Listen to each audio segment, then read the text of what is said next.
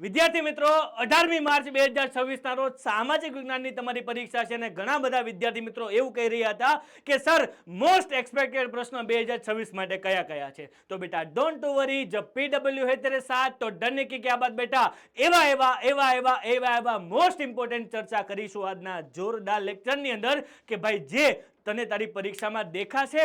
બિલકુલ બેટા આ પ્રશ્નને મિસ આઉટ તું નહીં કરતો, નકર તારા માર્ક્સ કટ થવાની સંભાવના છે। પણ તું અભિમન્યુ બેચનો તેજસ્વી તાલો છે તો બેટા ડોન્ટ વરી, તારા માર્ક્સ નહીં કપાય। તો સર એવા કયા કયા ક્વેશ્ચન છે કે જેને અમારે બિલકુલ મિસ આઉટ નથી કરવાના, જોવા છે? આવો આવો આવો પહેલા બેટા હું છું ભગીરથ કાચરિયા, આપનો એસએસટી એજ્યુકેટર એન્ડ મેન્ટર। આપ સર્વે વિદ્યાર્થીઓનું ખૂબ ખૂબ હાર્દિક સ્વાગત છે આપણી પોતાની ચેનલ પીડબ્લ્યુ ગુજરાતી 8, 9, 10 પર। તો આવી જાઓ કે સેક્શન બી, સી અને ડી ના મોસ્ટ એક્સપેક્ટેડ પ્રશ્ન કયા કયા છે જે શોર્ટ ક્વેશ્ચન છે। તો બેટા ખાસ સાંભળ મારી વાત। વિભાગ બી માટે જોઈએ તો સૌથી પહેલા નદીઓ આપણી પવિત્ર લોકમાતા તરીકે પૂજાય છે, સમજાવો। ત્યારબાદ સંસ્કૃતિ એટલે શું બેટા સ્ટારમાં કરું છું 2026 માટે, તું જોઈ લેજે મેરે દોસ્ત। આર્ય પ્રજાને વિગતે સમજાવો ને પાટણના પટોળા વિશે માહિતી આપો મેરે દોસ્ત। સિમ્પલ ભાઈ ચર્મ ઉદ્યોગ ભારતની જૂની કારીગરી સમજાવો ને ગુપ્ત યુગ કલાઓનો સુવર્ણ યુગ તરીકે ઓળખવામાં આવે છે, સમજાવો ભાઈ। કારણ કે ભાઈ શા માટે એ ઓળખવામાં આવે છે જોયેલું છે ને વનછોડમાં? અરે ભાઈ સાહેબ ભૂલાવાનો ક્યાં ઓપ્શન છે? ઇલોરાની ગુફાનું કૈલાસ મંદિર પ્રાચીન સમય ભારત તીર્થભૂમિ રહ્યું છે અને પર્યટન ઉદ્યોગથી થતા લાભ, નિર્વનીકરણની અસરો, વાઘ પરિયોજના અને હાથી પરિયોજના વિશે માહિતી આપો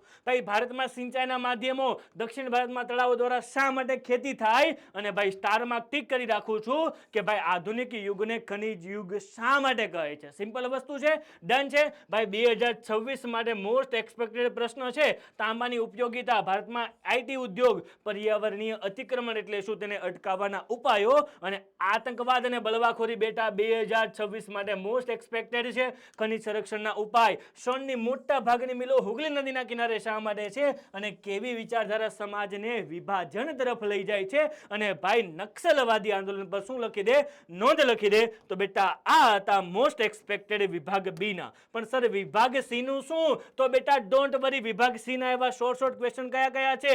ભવાઈનો પરિચય આપાઓ, ગુજરાતના ગરબા, એ હાલો પરીક્ષા દેવા ગરબા અને ગરબી, સંગીત કલા, મોઢેરાનું સૂર્ય મંદિર યાદ કરજો કઈ રીતે પૂછાય। ઉત્તર ગુજરાત સ્થિત એક એવું મંદિર કે જેનું બાંધકામ ઈરાની શૈલીમાં થયેલું છે। લોથલ અને ધોળાવીરા ભાઈ પ્રાચીન ભારતનું નગર આયોજન, વલ્લભી વિદ્યાપીઠ, તક્ષશિલા વિદ્યાપીઠ, નાલંદા વિદ્યાપીઠ, વૈશ્વિકીકરણ, તેના લાભ અને ગેરલાભ, અને ત્યારબાદ જમીન નિર્માણ, રાષ્ટ્રીય ઉદ્યાન, જૈવરક્ષી ક્ષેત્ર, અભયારણ્ય, બજાર અને સમાજનો તફાવત, ભારતનું અર્થકારનું માળખું યાદ કરજો આપણા ચપલુજી, અને ભાઈ ઉદારીકરણ અને ખાનગીકરણ અને તેના લાભો। તો બેટા આ હતા વિભાગ સી માટે। તો સર વિભાગ ડી નો શું વાગ? તો બેટા ડોન્ટ વરી, વિભાગ ડી પણ તને કહી દઉં। ચાલ બેટા વિભાગ ડી પણ તને કહી દઉં ભાઈ। 2026 માટે આ પ્રશ્ન બે મોસ્ટ એક્સપેક્ટેડ છે।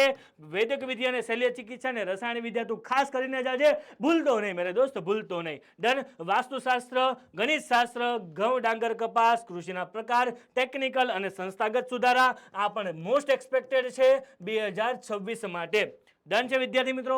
બેરોજગારીની અસર, ગરીબી રેખા નીચે જીવતા લોકો અને તેના લક્ષણો આ પણ 2026 માટે પૂછી શકે છે। માહિતી મેળવવાનો અધિકાર, મફત અને ફરજિયાત શિક્ષણ, રાષ્ટ્રીય અન્ન સલામતી કાયદો અને મોસ્ટ એક્સપેક્ટેડ 2026 માટે દિવ્યાંગોની સવલતો અને તેની બંધારણીય જોગવાઈ, સુગમ્ય ભારત વાળો પ્રશ્ન। તો બેટા આ હતા શોર્ટ ક્વેશ્ચન કે જેને તારે બિલકુલ મિસ આઉટ કરવાના જ નથી, જેથી કરીને તારા પરીક્ષાનો ટાર્ગેટ 80 આઉટ ઓફ 80 શું થઈ જાય, અચીવ થઈ જાય। તો બેટા હજી તારે શું જોઈએ છે, તને ક્યાં તકલીફ પડે છે મને ફટાકથી કમેન્ટ બોક્સમાં કહી દે। પીડબ્લ્યુ ની ટીમ તારી સાથે છે, તારા ભગીરથ સર તારી સાથે છે। તો બેટા ડોન્ટ વરી, તારી પરીક્ષામાં 80 આઉટ ઓફ 80 નો ટાર્ગેટ અચીવ થશે અને કરીને જ રહીશું। અને બેટા જ્યાં જરૂર પડે ત્યાં અમે છીએ। તો બેટા બસ આજના લેક્ચર માટે એટલું જ રાખીએ। Enough four today, have a great day. મળીએ છીએ નેક્સ્ટ લેક્ચરમાં એક જોરદાર નવી સ્ટ્રેટેજી સાથે। ત્યાં સુધી જોરદાર તૈયારી કરો અને સફળતાના શિખરો પ્રાપ્ત કરો એવી સરસ મજાની પ્રાર્થના સાથે। Enough four today, have a great day. Tata bye bye, take care, ધન્યવાદ।